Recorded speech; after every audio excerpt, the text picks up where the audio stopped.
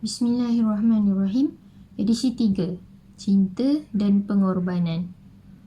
Daripada Anas radhiyallahu an, Rasulullah sallallahu alaihi wasallam bersabda yang bermaksud 3 perkara yang barang siapa terdapat ketiga-tiga perkara itu padanya, nescaya dia memperolehi kemanisan iman. Iaitu yang pertama, Allah dan Rasulnya adalah lebih dia cintai daripada yang lainnya. Dan dia mencintai seseorang semata-mata kerana Allah, dan dia benci untuk kembali kepada kekufuran iaitu maksiat, sebagaimana dia benci dilemparkan ke dalam api neraka. Kisah Laila dan Qais. Pernah dengar kisah mereka bagaimana penderitaan si Laila dan si Majnun, iaitu gelaran gila kepada Qais dalam mencapai tujuan yang ingin mereka capai? Kita juga selalu membaca dan melihat bagaimana kisah Uda dan Dara yang digambarkan dengan begitu tragis sekali. Begitu juga kita boleh membaca kisah Romeo dan Juliet. Bagaimana dua insan ini menanggung penderitaan demi penderitaan hanya semata-mata ingin mencapai hajat mereka. Jika kita memerhatikan filem-filem daripada Bollywood, digambarkan bagaimana penonton-penonton yang mengikuti filem-filem ini dibuai perasaannya. Kerana cinta itu perasaan luar biasa, mereka telah memanipulasi nilai cinta dengan cinta yang salah. Bagaimana digambarkan pelakon-pelakon utama ini sanggup bersusah payah dan sanggup menghadapi segala macam bentuk penderitaan, cabaran serta onak dan duri hanya kerana ingin membuktikan rasa cintanya kepada pasangan masing-masing. Digambarkan bagaimana mereka ni sanggup menghadapi segala-galanya demi membuktikan nilai cinta yang teragung ni. Lihat betapa bijaknya musuh-musuh Islam memanipulasi perasaan cinta yang suci ini lalu diletakkan di tempat yang tidak selayaknya. Lalu, apakah nilai yang boleh kita kutip daripada cerita-cerita mereka ni? Tak lain dan tak bukan adalah kesungguhan mereka untuk mencapai apa yang mereka hajatkan. Kesungguhan membuktikan nilai cinta mereka. Cinta itu luar biasa. Cinta adalah anugerah. Anugerah daripada pencipta kepada makhluk. Anugerah Allah SWT kepada alam sejagat. Sesungguhnya Allah membuktikan kecintaannya melalui bukti-bukti yang kita dapat lihat hari ini.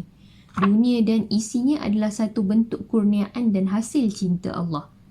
Mari kita lihat kisah cinta manusia sesama manusia. Malaysia pernah digemparkan dengan pengorbanan seorang bapa yang membawa motosikal bermula dari Sepang sehingga Penang, bermula jam 6 pagi dan tiba jam 6 petang bersama beg-beg pulang beraya bersama 3 orang anaknya. Misali kan bapa ni? Ya, demi anak-anak, seorang bapa mampu berkorban sedahsyat ni. Namun, kecintaan Allah kepada alam sejagat ini jualah yang tiada tolok bandingnya. Ini kuasa cinta.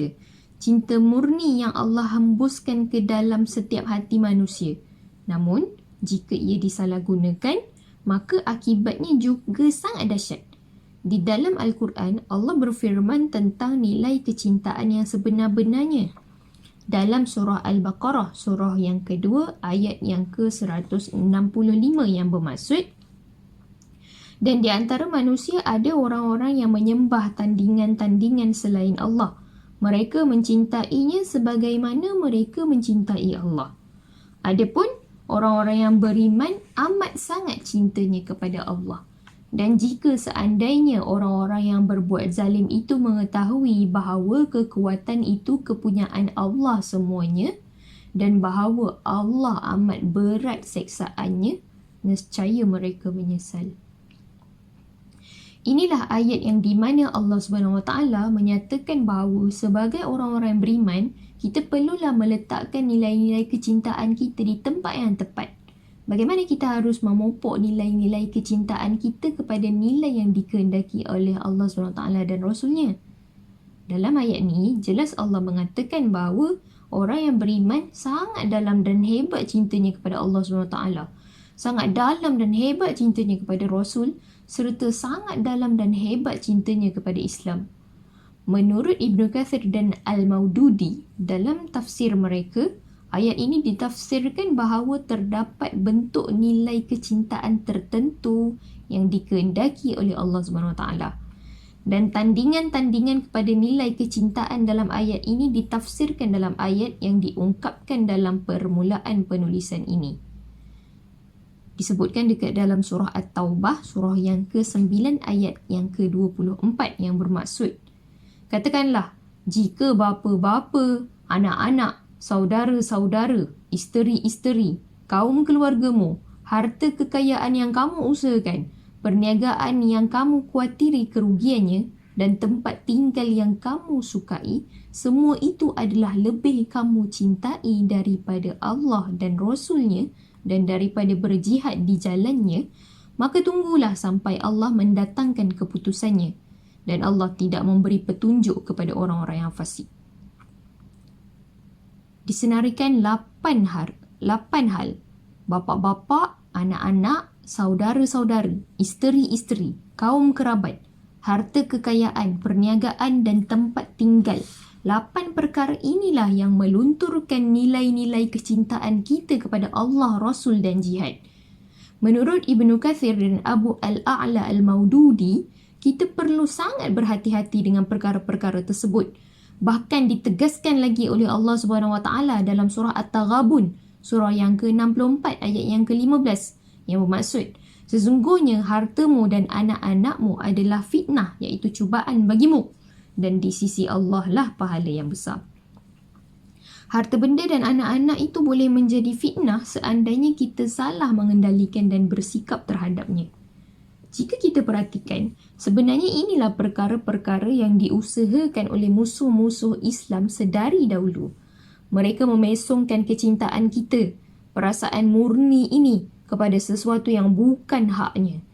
Impaknya, umat Islam gagal dalam menunaikan tanggungjawab mereka kepada Allah, Rasul dan jihad dengan baik dan benar. Berbagai kanvas cinta sahabat. Jika kita menoleh kepada sirah para sahabat radhiyallahu anhum, sejarah agung ketika zaman kegemilangan Islam, kita ada mendengar kisah Mus'ab bin Umair. Seorang pemuda yang dahulunya kaya, hidup dalam kemewahan, hidup dalam keadaan serba ada. Namun akhirnya memilih iman, dia telah memilih Islam. Ditinggalkannya keluarganya yang kaya, harta benda, kesenangan dan kemewahan. Demi siapa? Demi membuktikan kecintaannya kepada Allah SWT, demi cintanya kepada Rasulullah SAW dan cintanya kepada Islam. Kita juga mengetahui melalui sirah bagaimanakah kesudahan Mus'ab bin Umair ni. Rasulullah SAW ketika menatapi jenazah Mus'ab yang terbujur kaku di medan Uhud menggambarkan, dahulu tiada wangian yang lebih wangi daripada yang dikenakan pada tubuh ni. Dahulu tiada pakaian yang lebih hebat melainkan pakaian yang dikenakan oleh tubuh ni. Tapi sekarang lihatlah keadaan mayat ini. Mus'ab saat dikebumikan hanya memiliki sehelai kain yang apabila ditutupi bahagian kakinya, maka terlihatlah bahagian dadanya dan ke atas. Jika ditutup bahagian kepalanya, maka terdedahlah sedikit auratnya. Kita juga mengetahui sejarah mengenai Khadijah binti Khuwailid radhiyallahu anha. Bagaimana beliau ketika menikahi baginda Rasulullah sallallahu alaihi wasallam merupakan salah seorang ahli korporat serta konglomerat yang terkaya dalam kalangan bangsawan Arab yang ada di Mekah. Tetapi bagaimana di akhir hayatnya? Hartanya habis dibelanjakan untuk Islam. Bahkan beliau mengatakan kepada Rasulullah SAW bahawa seandainya Islam masih memerlukan sumbangan, maka kutiplah tulang belulangnya dan jadikan ia tiang-tiang untuk mendirikan jambatan-jambatan yang dapat dilalui oleh tentera-tentera Islam untuk terus memperjuangkan agama Allah SWT ini. Kecintaannya kepada harta dan dunia sudah sirna kerana telah ditutupi oleh cintanya kepada Allah Subhanahu Wa Taala, Rasulullah Sallallahu Alaihi Wasallam dan Islam, sehingga segala hartanya telah dihabiskan untuk jalan Allah.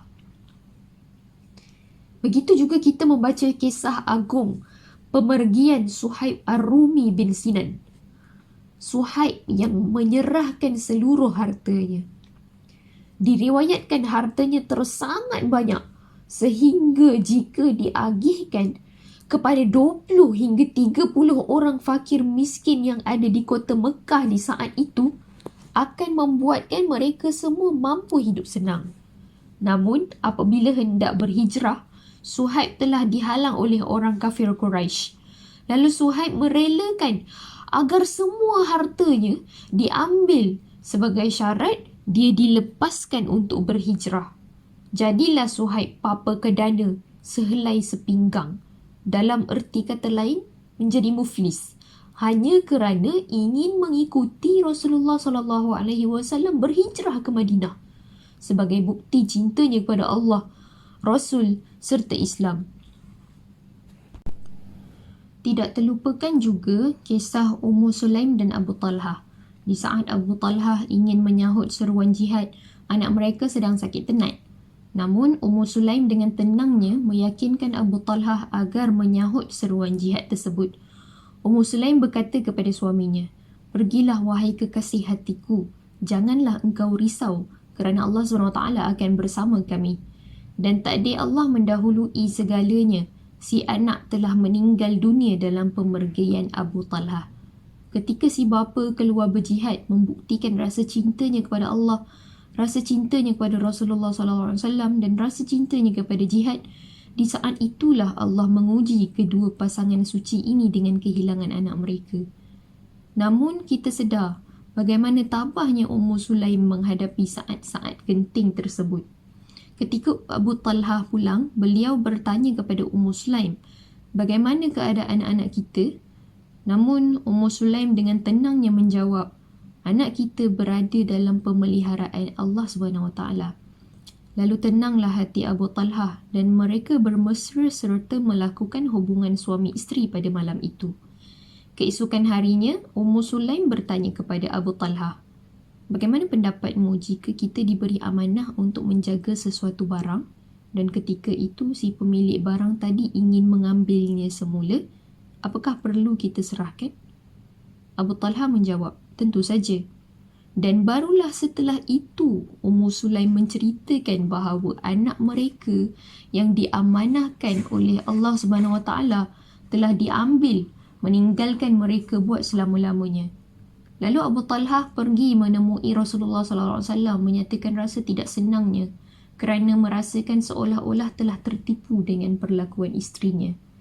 Namun di sini Rasulullah SAW tidak marah maupun menyalahkan rasa cintanya Ummu Sulaim kepada Islam, rasa cintanya terhadap jihad, sehingga melepaskan pemergian suaminya untuk berjihad dan kemudian anak mereka meninggal dunia di sepemergian itu. Rasulullah SAW juga tidak menyinggung tindakan Ummu Sulaim yang berhelah kepada Abu Talhah. Rasulullah SAW bahkan meredai perbuatan tersebut dengan mendoakan agar hubungan suami isteri yang berlaku pada malam tersebut dikurniakan rezeki yang diberkahi oleh Allah SWT. Beginilah Rasulullah SAW menyantuni mereka yang cintakan Allah dan Rasulnya sehingga sanggup mengorbankan rasa sedih terhadap pemergian seorang anak. Rasulullah SAW tidak marah maupun menegur perbuatan tersebut, bahkan mendoakan yang terbaik buat mereka agar perlakuan mereka tersebut diganjari balasan yang terbaik. Sejarah kegemilangan umat Islam terdahulu memberitahu kita bahawa pembuktian cinta yang sebenar adalah merupakan faktor terbesar kejayaan mereka.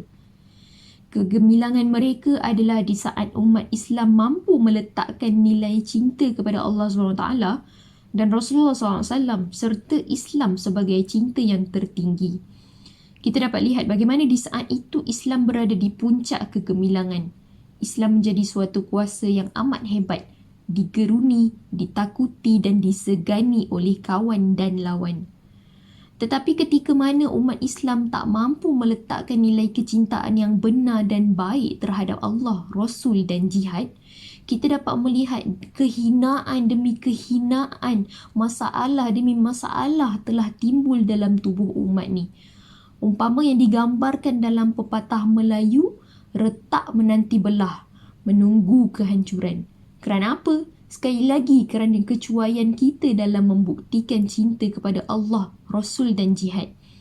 Mudah-mudahan kita sebagai seorang Muslim, seorang yang beriman, mampu meletakkan nilai kecintaan yang baik dan benar. Saya selalu mengatakan bahawa cinta itu menuntut pengorbanan. Tanpa cinta, manusia tidak akan mungkin mampu berkorban. Dan tanpa pengorbanan, kita tidak mungkin akan mencapai kejayaan. Maka marilah kita bangun, bangkit kembali sebagai satu umat yang mampu meletakkan nilai kecintaan kepada kedudukan yang sebenarnya sebagaimana yang dikehendaki oleh Allah SWT.